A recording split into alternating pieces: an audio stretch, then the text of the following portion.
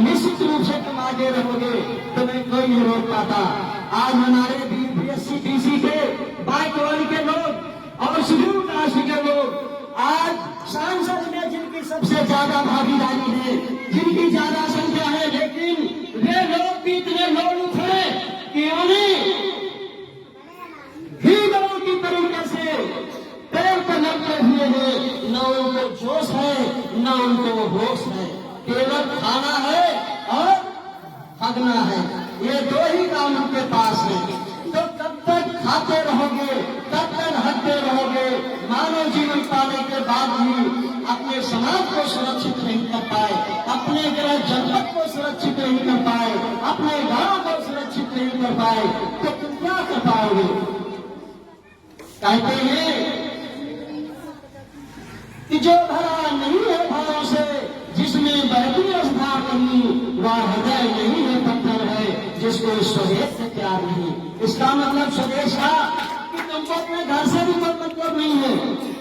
तो वहां आज सरकार की बदौलत आपको नहीं पता है, हमारे देश, हमारे उत्तर प्रदेश में 5000 विद्यालय बंद कर दिए गए हैं और 5000 विद्यालयों में उसमें कोई समय का बेटा या बेटी नहीं पढ़ता है। उनमें कौन पढ़ता है? एससी के और बीसी के लोग पढ़ते हैं और उनमें से ये ऐसी स्थिति है कि वहां मिड डे मील की सरकार ने व्यवस्था जो बनाई थी, वो बच्चे घर से चाय पी करके स्कूल जाते हैं और वहां पर वो मिड डे मील का खाना खा करके अपना समय पूरा करते हैं। आप बताइए, 5000 विद्यालयों में 5 को 100 से गुणा कर दो तो आप समझ लो कम से कम 5 लाख बच्चे ऐसे हैं जिनके परिवार में, जिनके घर में भुखमरी है, खाने का इंतजाम नहीं है। वो लोग स्कूल से अगर खाना न मिलता तो वो जिंदा न रहते। आज उनकी क्या दशा होगी जरा सोचो, कोई सोचता है? तो इन सब बातें को छोटी छोटी बातें हैं, लेकिन इनका प्रभाव बड़ा है। बंद हो गए हैं, वो 1 किलोमीटर 1.5 किलोमीटर गांव में जाके पढ़ते थे, आराम से शिक्षा मिलती थी, भले ही बहुत अच्छी शिक्षा नहीं थी, कुछ तो जागरण के लिए शिक्षा थी। अब 5 किलोमीटर कैसे जाएंगे?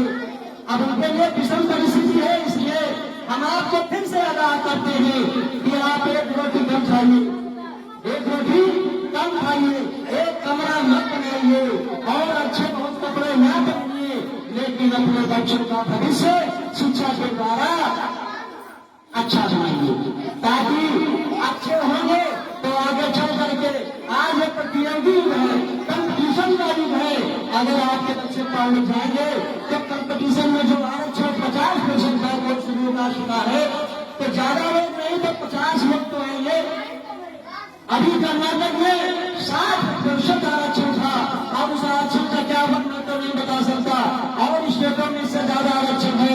उत्तर प्रदेश में आपके आरक्षण में 10% की कटौती की गई है और वह ईडब्ल्यूएस में टीचर सेक्शन बना करके सवालों को जो है लाभ देने के लिए 10% जो है आरक्षण उनको दिया गया है। और वो भी मैं बता दूं कि जिनकी 8 लाख रुपए आए हैं उनको ये आरक्षण मिला हुआ है, और हमारे यहाँ जो 8 लाख की आय की है या जो भी है, उनमें भी अगर यही पद्धति लागू करते तो क्या हमारे लोग इसमें आरक्षण में नहीं आ सकते? तो उनका तो ऑलरेडी 50% है, अब उनका कितना आरक्षण हो गया? अब 60% हो गया। माने आबादी ज्यादा तुम्हारी, हक मिलना ज्यादा तुमको, इस देश में सरकार बनाने में सबसे ज्यादा वोट देने वाले तुम। लेकिन खाने का जब नंबर आए, रहने का जब नंबर आए, लाभ लेने का जब नंबर आए, सड़क बनाने का नंबर जब आए, नल लगाने का जब नंबर आए, लाइट लगाने का जब नंबर आए, तो सबसे कम किसको मिलता है? सबसे कम तुमको मिलता है। तो भाई कब तुम लोग ये बात सोचोगे? आपसे सहयोग संकल्प लो, हाथ उठाओ सब लोग कि जो बातें यहाँ हुई हैं, सब लोगों ने जो लोगों को ये ऐसा समाचार दिया है, आपको उन्नति का रास्ता बताया है, उसको बात मान लो और आज के बाद से अपने बच्चों पे ध्यान दो, अपने व्यवसाय पे ध्यान दो, अपने परिवार पे ध्यान दो, और सबसे बड़ा ध्यान ये दो कि आपके यहाँ प्रधानी तुम्हारे यहाँ आनी चाहिए, चाहे जिस प्रकार से आए, बीडीसी तुम्हारा होना चाहिए, जिला पंचायत तुम्हारा होना चाहिए। जिस दिन एक बार तुम रोज रोज मरने से अच्छा है, रोज रोज मरने से अच्छा है एक बार मरना, रोज रोज मरने से अच्छा है एक बार मरो। और अगर कोई तुम्हारा पीछा करता है, तो मारने की साजिश करता है, तो लाश बनने से पहले लाश बनाने की कोई बात करो। अगर लाश बनने के पहले लाश बनाने की हिम्मत है, तो तुम्हारा पीछा कोई नहीं करेगा। मैं दावे से कहता हूँ, ये हिम्मत तुम लोगों में नहीं है कि तुम लाश बनने के पहले ही अपने हाथ पर ढीले कर देते हो, और लाश बनाने वाला तुम्हें मार के चला जाता है। राम कुमार लोधी जी संघर्ष करो। ये 26 वर्ष की महिला किसी ने सपने में नहीं देखा था। 1858 में ऐसी लड़ाई अंग्रेजों से लड़ी जाएगी और अंग्रेजों से लड़ करके उनको पराजित किया जाएगा। आज तो हम सब स्वतंत्र हैं। उस समय राजाओं का बखेड़ा था। राजा अपनी दौलत के लिए लड़ते थे, अपनी अपनी अपनी रियासत बचाने के लिए लड़ते थे, अपनी रियासत बढ़ाने के लिए लड़ते थे। लेकिन तुम लोग, हमारे लोग ही कौन के लोग, अभी एक लोग ने बताया कि देखिए अगर राजपूत लिखने की जो प्रथा बंद होनी चाहिए, राजपूत लिखने की प्रथा बंद हो। अब हमारा अगर लोधी भाई अपने नाम के आगे लोधी संबोधन नहीं करता है, तो ये माना जाएगा कि वो लोधी नहीं है। लोधी उसको कहते हैं जो लोहा धारण करता है।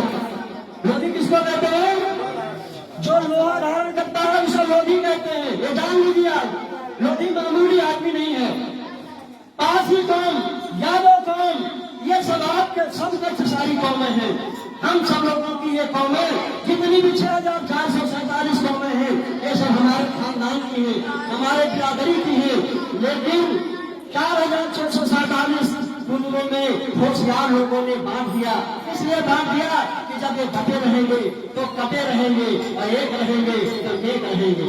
इसलिए अगर एक रहना है, नेक रहना है, तो एक रहना है, और अगर बटे रहना है तो इसी तरह कटते रहना है। कब तक कटोगे, कब तक बटोगे? अगर कटोगे बटोगे तो ऐसे ही चलता रहेगा। हम लोग आते रहेंगे, हम लोग भी एक दिन ऐसा आएगा कि हम लोग भी आपके सामने से गायब हो जाएंगे। तो कम से कम हम लोग देखें कि तुम लोगों में ये कुर्बत पैदा हो गई है। हमारे जो वक्ताओं ने जो बात बताई है, अब इस चीज को भाई ध्यान देना। और मैं अपनी बहनों से और माताओं से यह निवेदन करते हैं, ध्यान से सुन लो कि हर घर में महारानी उनकी बाई जैसी बेटी पैदा होनी चाहिए, और ऐसी बेटी निकलना चाहिए जो संघ जैसी हो, पढ़ी लिखी हो, आइए सबसे बने, डॉक्टर बने, टीचर बने।